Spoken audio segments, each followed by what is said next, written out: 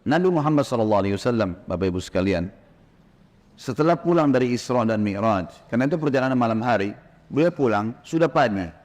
Pada saat itu pagi sudah mulai kelihatan matahari di pagi hari. Awal pagi kita di waktu syuruk, gitu kan.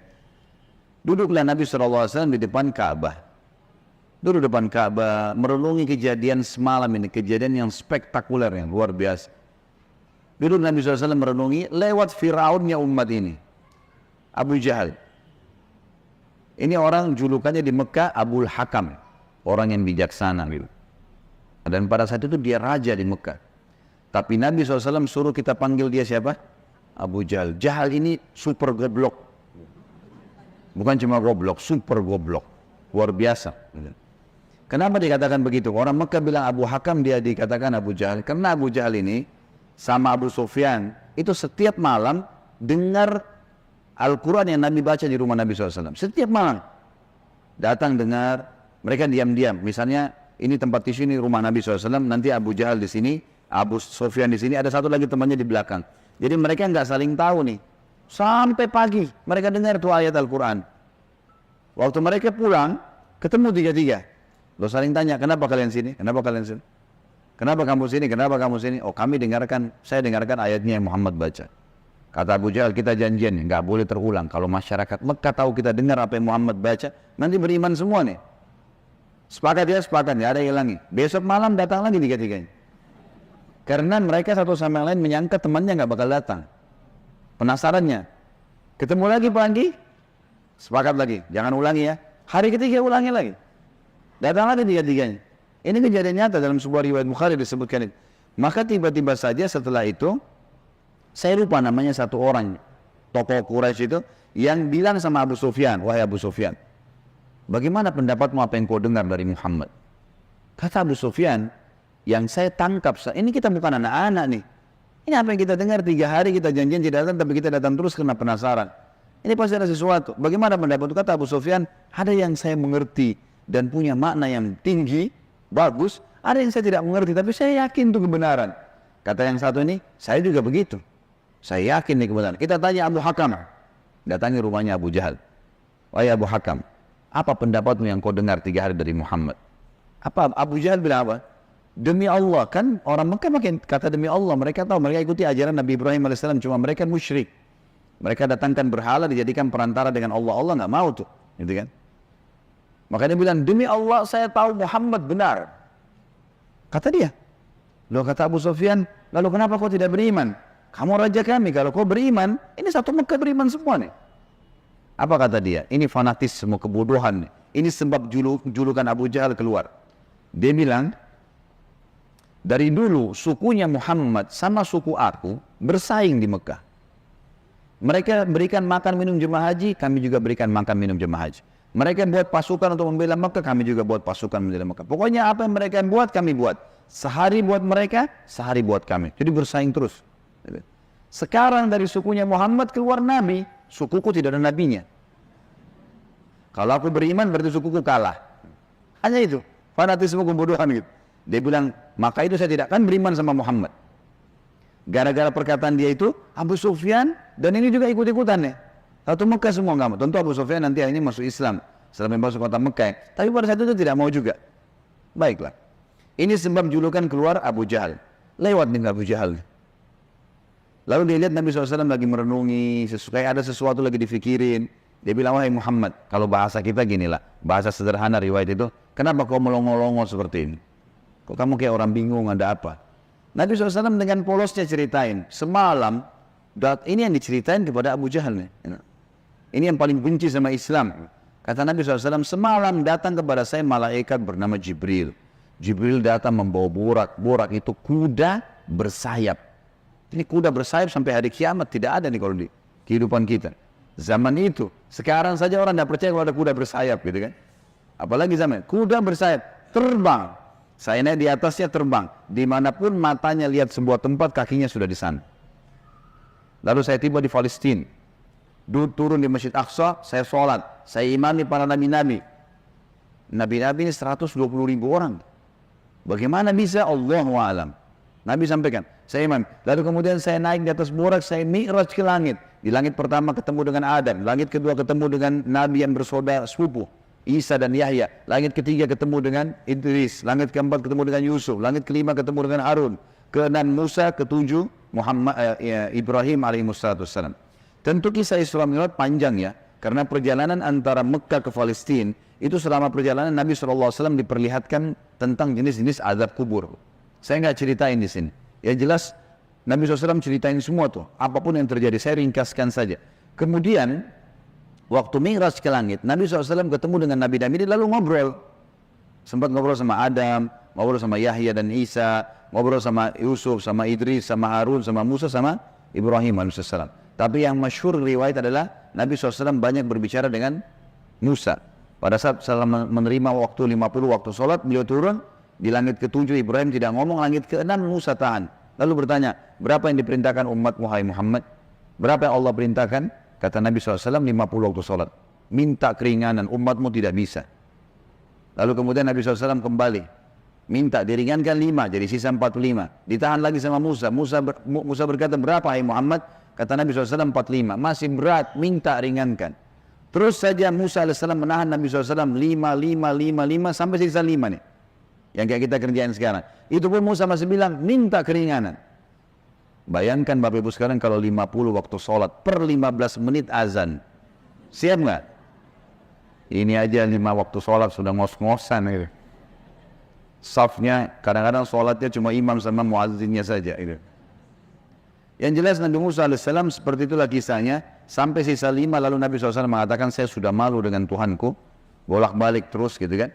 Maka terdengar suara dari langit, Allah berfirman, hai Muhammad, dia 5 waktu sholat tapi pahalanya 50 waktu sholat. Karena setiap umat Muhammad SAW kalau berbuat satu kebaikan dilipat gandakan 10 kali lipat. Ringkas cerita adalah, Nabi SAW mengatakan, saya balik ke Mekah, saya balik ke Palestina, lalu balik ke Mekah. Tentu kisah ini cuma pendek yang saya sampaikan. Kisahnya ini mungkin 10-20 kali lipat lebih panjang daripada ini, karena panjang lebar. Yang jelas, Abu Jahal waktu dengar itu, melongo, diam, lalu dia katakan, waktu sudah selesai, hai Muhammad, kau menempuh perjalanan Mekah Palestina yang kami tempuh dengan kecepatan kuda terbaik kami sebulan, pulang juga sebulan, 2 bulan, dalam 1 malam. Kata Nabi SAW dengan penuh keyakinan, iya. Abu Jahal dengan semangat mengatakan, hai Muhammad, kau mau ceritain enggak ke orang Mekah kalau saya kumpulin mereka? Kata Nabi SAW, iya. Nah, emang mesti diceritain kan? Bagi Abu Jahal ini gila nih. Nggak masuk di akal udah. Kuda terbang, bersayap, pergi ke Palestina perjalanan sebulan. Sama kalau kita sekarang di masjid ini ada yang bilang, tadi Bapak Ibu sekalian saya jam 8 pagi take off dari Jakarta ke Jeddah, sekarang sudah tiba lagi dari Jeddah. Percaya nggak kira-kira? 9 jam pergi, 9 jam pulang. Ada pesawat loh ya. Bagaimana zaman dulu? 9 pergi, 9 pulang 1 malam, bayangkan. Dan ini juga sebuah pelajaran Bapak Ibu sekalian. Tidak gampang menjadi sahabat Nabi. Bapak Ibu harus bersyukur. Saya sangat bersyukur kita lahir sekarang. Betul sahabat punya fadilah. Tapi kalau kita hidup zaman dulu, kita bisa seperti Abu Jahal. Susah jadi seperti Abu Bakar. Nggak gampang. Ada orang di kampung padang pasir, buta huruf, ngaku Nabi. Coba, beriman nggak kira-kira? Kita sekarang sudah lahir, orang tua kita sudah muslim, Quran sudah lengkap, masjid banyak dai-dai bisa nyampein dalam bahasa kita. Kalau zaman dulu, berat sekali itu. Baiklah, Abu Jahal bilang, wahai Muhammad, kau mau ceritain? Kata Nabi SAW, iya. Dipegang tangan Nabi SAW oleh Abu Jahal, dibawa ke sebuah bukit namanya Bukit Abi Kubais. Bukit ini Bapak Ibu sekalian, dulu di zaman itu ada di sebelahnya Safa dan Marwah. Ini khusus untuk iklan saja. Orang naik ke atas dan yang boleh naik cuma budak. Ada satu budak ditugasin, dia cuma dia. Yang lain nggak boleh naik. Kalau naik dipenggal nih, nggak boleh.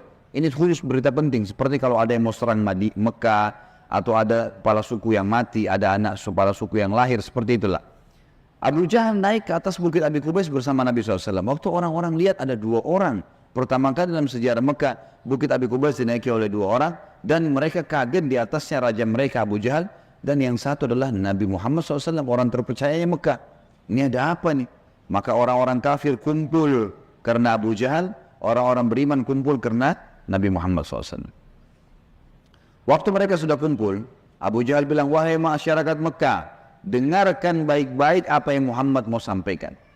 Ini kalau Abu Jahal niatnya baik, mau nyampein dakwah, luar biasa pahalanya kalau dia masuk Islam. Masalahnya tidak, dia mau mempermalukan Nabi SAW. Niatnya itu. Maka dia bilang, silakan hai Muhammad. Nabi SAW ceritakan dengan polosnya. Datang Jibril, burak, kuda terbang, Palestina, sholat, dan sampai selesai. Lengkap, panjang lebar. Allahu a'lam berapa jam waktu itu. Dia langsung sampaikan. Sampai selesai semua apa yang terjadi. Orang-orang Mekah yang kafir, Bapak Ibu sekalian, bertambah kufur. Ini Muhammad gila nih. Mekah, Palestina, pulang pergi 2 bulan, 1 malam. 1 malam, dan ini bukan 1 malam, setengah malam gitu kan. Pulang pergi. Ini nggak masuk di akal. Ini baru ke sana saja nggak percaya. Apalagi naik ke langit, ketemu, udah panjang ceritanya. Belum lagi cerita tentang surga dan neraka, diperlihatkan adab-adab kubur. Tapi ya sudah. Waktu itu yang sudah beriman pun di kalangan sahabat, benar nggak ya? Tapi ini Nabi, nggak mungkin salah. Mereka sempat bimbang. Abu Jahal turun dari bukit Abi Kubais sambil ketawa, senyum. Sambil dia ngomong, ada sahabat rupanya yang ngikutin. Tahu nih Abu Jahal tadi ajak Nabi nih, diikutin. Dia bilang, sekarang agamanya Muhammad sudah habis. Dia pergi ke Darun Nadwa, tempat kumpulnya orang-orang Quraisy, lalu dia teriak. Dia bilang, hai Quraisy, berita gembira. Apa itu Abu Hakam? Agamanya Muhammad sudah habis. Udah nggak ada lagi agamanya. Kata mereka, memang kenapa? Apa kata Abu Jahal? Muhammad mengarang cerita dusta. Katanya begini. Abu Jahal ini tidak sadar sedang nyebarin berita apa? Isra dan Mi'raj. Dia lengkap, dia sampaikan ke orang semua nih. Datang malaikat namanya Jibril, datang burak, terbang ini, semua lengkap. Adab-adab tidurnya disebutin sama dia. Semua lengkap disebarin. Lalu orang-orang Quraisy diam semua. Mau bilang apa nih rajanya, dan mereka juga memang masih belum beriman kepada Nabi SAW. Lalu kata Abu Jahal, ada 1 orang. 1 orang ini, kalau kalian berhasil menggoyahkan keyakinannya, habis benar agamanya Muhammad nih. Kata mereka, siapa itu? Kata Abu Jahal, Abu Bakar. Cari Abu Bakar tuh. Abu Bakar ini Bapak Ibu sekalian, cirinya beliau radhiyallahu anhu, itu badannya kurus. Ya. Saking kurusnya kalau pakai sarung melorot terus. Nah iya, radhiyallahu anhu. Tapi yang perlu digarisbawahi, Islam bukan melihat kekarnya fisik, tapi kekarnya iman dalam hati. Allah bilang Allah bilang halal, Allah bilang haram. Perintah dikerjakan, larangan ditinggalkan. Itu konsep dasarnya, gitu kan. Abu Bakar ini ditahu tentang masalah keyakinannya sampai apa kata Nabi SAW. La uzina iman Abi Bakar fi kiffah, wa uzina iman hadil ummah fi kiffah, la rajah iman Abi Bakar. Kalau keyakinannya dan imannya Abu Bakar ditimbang di satu timbangan, dan keyakinannya serta keimannya seluruh umat ini, semua sahabat, semua tabi'in, semua yang sudah mati, yang masih hidup dan yang belum lahir, semua kita di sini juga termasuk. Ditimbang iman kita semua dibandingkan Abu Bakar, yang satu timbangan pasti lebih berat keyakinannya Abu Bakar. Kata Abdullah bin Mas'ud, sahabat Nabi radhiyallahu anhu yang mulia dengan ibadahnya yang luar biasa, kami tidak ada bedanya dengan Abu Bakar dari sisi ibadah. Karena Abu Bakar sholat, kami sholat. Abu Bakar puasa, kami puasa. Abu Bakar sedekah, kami sedekah. Abu Bakar ya jihad, kami jihad. Tapi kami tidak bisa menyaingi Abu Bakar dari sisi keyakinannya. Mustahil. Kalau Rasulullah sudah bilang kerjakan apapun konsekuensinya. Mau wajib, mau sunnah, nggak ada toleransi, nggak ada keraguan. Yang haram, nggak ada lagi. Haram, nggak ada ceritanya. Seperti itulah konsepnya. Jadi sangat luar biasa. Yang jelas Bapak Ibu sekalian, mereka bilang cari Abu Bakar. Dan juga ada hadis, supaya saya tidak lupa ya, kata Nabi SAW, tidak ada seseorang yang menginjakkan telapak kakinya di muka bumi setelah para nabi-nabi yang paling afdal lebih daripada Abu Bakar. Jadi setelah Nabi langsung dia, radhiyallahu anhu, jadi orang yang sangat luar biasa. Datanglah orang-orang Quraisy ini ke kebunnya Abu Bakar, di kebun kurma di pinggir kota Madinah, dan orang sahabat-sahabat tadi ini pada ikut gitu kan. Sampai di kebunnya Abu Bakar, Abu Jahal teriak-teriak, wahai Abu Bakar, keluarlah. Abu Bakar keluar. Abu Bakar keluar. Kaget Abu Bakar. Belum pernah dalam sejarah hidupnya Abu Bakar itu tokoh-tokoh Quraisy, kepala-kepala suku datang ke kebunnya. Untuk apa? Dan belum pernah dalam sejarah Mekah orang beriman sama orang kafir jalan sama-sama. Maka Abu Bakar bilang, ada apa wahai Abu Jahal? Dia bilang, sahabat Muhammad gila. Masa dia cerita rekayasa bohong? Cerita bohong begini. Abu Bakar ini belum dengar dari Nabi. Abu Jahal yang jelasin. Begini, panjang lebar sampai selesai. Sampai kembali lagi ke Mekah. Abu Bakar sudah tahu nih, apa tujuannya Abu Jahal? Kalau dia mau beriman, dia sudah beriman sama Nabi, tapi datang sini mau ngacoin. Kata Abu Bakar ada dua riwayat. Riwayat yang pertama, wahai Quraisy, bukan cuma Abu Jahal, wahai Quraisy, Muhammad mengaku turun wahyu dari langit ke rumahnya dan saya percaya. Apa bedanya dengan dia kalau naik ke langit? Sama saja. Tidak akan menggoyahkan saya. Riwayat yang kedua yang unik nih. Dia mengatakan, wahai Quraisy, ketahuilah kalau depan mata saya ada tembok warnanya putih, jelas putih. Muhammad bilang tidak Abu Bakar, itu hitam. Saya akan bohongkan mata saya dan saya bilang hitam. Ini luar biasa. Mau digoyahkan bagaimana nih? Tembok putih? Enggak, salah Abu Bakar. Oh iya, salah. Matanya salah. Bayangin tuh. Apa kira-kira bisa menggoyahkan keyakinan seperti ini? Luar biasa. Pokoknya Allah Rasulnya bilang selesai, nggak ada toleransi. Sudah selesai, semua dikerjain. Biar seluruhnya benci. Tembok warna putih, Muhammad bilang hitam, saya bilang iya, mata saya salah, hitam berarti. Abu Jahal dan orang Quraisy diam. Ini nggak bisa lagi digoyahkan. Abu Bakar radhiyallahu anhu tahu ada masalah nih. Dia tanya orang sahabat-sahabat, di mana Rasulullah SAW? Kata mereka di Bukit Abi Kubais itu, dikerumuni orang. Abu Bakar kesana. Pasti pada sana dari jauh Abu Bakar teriak, ya Rasulullah, suara keras, sengaja. Orang waktu dengar orang teriak, semua bubar-bubar, kasih jalan. Seperti kalau di masjid ada yang dari belakang panggil saya, mungkin Bapak Ibu akan lihat ke arahnya. Suaranya keras, sengaja. Nabi SAW melihat yang datang, Abu Bakar senyum, udah tahu siapa yang datang. Ini tokohnya umat, luar biasa. Jadi dia bisa membalik Bapak Ibu sekalian Abu Bakar dengan hikmah Allah. Satu Mekah yang ragu tadi, yang kafir dan yang beriman pun, tentang Isra Mi'raj ini kembali semuanya percaya kalau itu terjadi. Dia bisa membalik itu dengan hikmah Allah. Ini kisahnya begitu. Abu Bakar lalu mengatakan, ya Rasulullah dengan suara keras. Abu Jahal datang ke kebun saya dan berkata, kalau anda menceritakan begini, diceritain semua sambil jalan sambil ngobrol nih, sambil bicara. Jadi orang pada makin nyebar nih berita Isra Mi'raj. Ternyata Abu Bakar sudah dengar. Sampai selesai. Pas tiba naik di Bukit Abi Kubais sebelah Nabi SAW, Abu Bakar teriak dengan suara keras, benarkah ya Rasulullah? Ini pertanyaannya. Dan di sini Abu Bakar tadi di kebunnya ingin meredam kekufurannya orang-orang kafir. Sudah berhenti gara-gara tembok putih jadi hitam tadi. Kemudian dia sekarang ingin mengembalikan imannya para sahabat yang sudah kembar nih. Waktu Nabi SAW sudah dekat dengan beliau, lalu dia mengatakan, benarkah ya Rasulullah? Kata Nabi SAW, benar wahai Abu Bakar. Abu Bakar teriak dengan suara keras, Anda pasti benar. Kalimat Anda pasti benar membuat sahabat semua, iya ya, ini Rasulullah. Kok nggak mungkin salah. Kembali iman mereka lagi semuanya gitu kan. Lalu Abu Bakar ingin membuat satu Mekah yakin Isra Mi'raj. Apa yang dia lakukan? Dia bilang, ya Rasulullah, saya mau minta satu hal bisa? Kata Nabi SAW, silahkan Abu Bakar. Di sini di Mekah, satu Mekah semua tahu Anda belum pernah ke Palestina. Belum pernah ke Palestina. Dan di Mekah ini ada tokoh-tokoh Quraisy, bukan orang biasa, kepala-kepala sukunya yang selalu bolak-balik Palestina. Yang Allah sebutkan rihlatas syita'i was saif, musim dingin dan musim panas, rekreasi mereka itu ke Palestina dan ke Yaman. Tiap hari mereka menghafal tuh Palestina, pintu gerbangnya, jalannya, pasarnya, semua dikenal. Masjid Aqsa mereka tahu semuanya. Bahkan mereka tahu warnanya segala. Apakah Anda bersedia ya Rasulullah kalau saya panggil mereka, Anda menceritakan apa yang Anda lihat di sana? Pintu gerbangnya, jalannya, bentuk-bentuk rumahnya, apa saja. Kata Nabi SAW, tentu saja. Lalu Abu Bakar panggil orang-orang Quraisy, wahai tokoh-tokoh Quraisy, kumpullah. Dipanggil semua, kumpullah.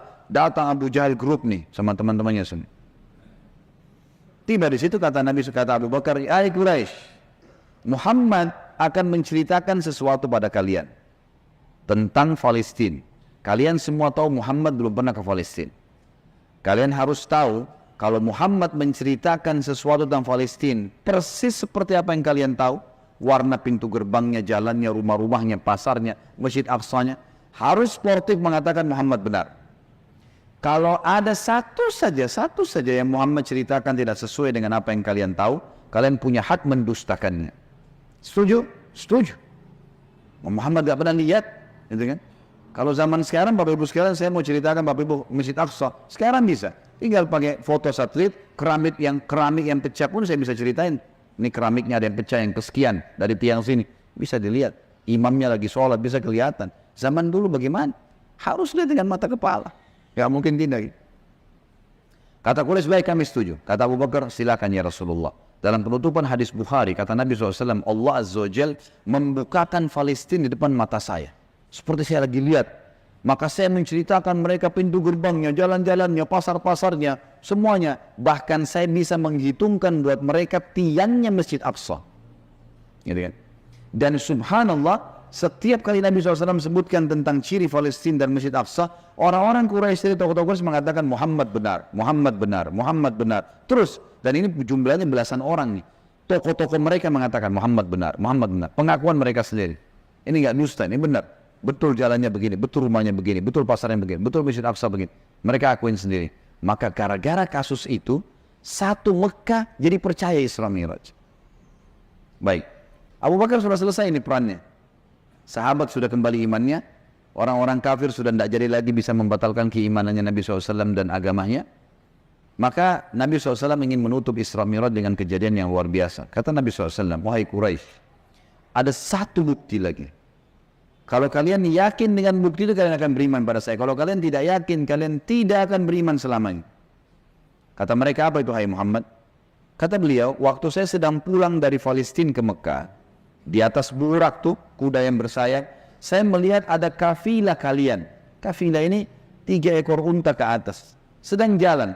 Jumlahnya sekian belas unta, di atasnya ada fulan, orang-orang Quraisy. Fulan, dan unta yang paling depan, unta berwarna putih, di lehernya ada kain warna merah. Di tengah-tengah lembah, mereka sempat kehilangan unta, dan saya lihat unta mereka. Lalu saya teriak, wahai Quraisy, unta kalian di lembah fulan. Karena Nabi kenal semua nih siapa yang ada di situ. Orang-orang Quraisy, tokoh-tokohnya. Ada lembah fulan, ambillah. Maka mereka mengikuti suara saya dan mereka menemukan unta mereka. Kafilah itu 2 hari lagi sampai di Mekah. Tanya pada mereka. Ini detail sekali nih. Kalau sekarang orang dari Bandung ke Jakarta, saya mau tahu mobilnya di mana, saya bisa ikutin. Sebentar deh. Ada kamera, ada satelit, canggih. Zaman dulu bagaimana caranya ceritain kecuali kalau lihat dengan mata kepala. Ini bukti real. Setelah 2 hari Bapak Ibu sekalian, satu kota Mekah, perempuannya, laki-lakinya, orang tua, anak-anak yang kafir, yang beriman, semua kumpul. Di pintu gerbang Mekah namanya pintu Bani Syaibah, suku Syaibah. Mereka kumpul semua, mereka nunggu nih, benar tidak di kafilan? Ditunggu itu sudah heboh satu Mekah. Subhanallah, menjelang waktu duhur, lewat betul tuh kafilah. Persis seperti Nabi ceritain. Jumlah untanya, nama orang-orangnya, unta paling depan warna putih, di lehernya ada kain merah. Karena penasaran, orang-orang Quraisy di Mekah ini bilang, hai Quraisy dari kafilah, kalian dari mana? Kata mereka, kami dari Palestina. Lalu bertanya lagi orang Mekah nih, apakah kalian sempat kehilangan unta di tengah jalan? Mereka bilang iya. Lalu apa yang kalian lakukan? Pertanyaan bertubi-tubi. Kami mendengarkan suara entah dari mana mengatakan, wahai Quraisy, unta kalian di lembah fulan. Kami ikuti, kami dapat unta kami. Sekarang orang-orang Quraisy di kafilah penasaran, wahai Quraisy Mekah, dari mana kalian tahu nih? Belum satu orang pun di antara kami masuk ke Mekah. Belum ada gosip nih, kok bisa sudah sampai? Belum ada masuk nih. Mereka sepakat mengatakan dari Muhammad. Semua orang mengatakan dari Muhammad. Semenjak itu semuanya percaya Isra Mi'raj terjadi. Ini tanda-tanda yang luar biasa. Makanya Allah turunkan surah nomor 17 khusus namanya surah Al-Isra, menceritakan masalah itu, sebuah keajaiban yang luar biasa, mukjizat Nabi Muhammad sallallahu alaihi wasallam.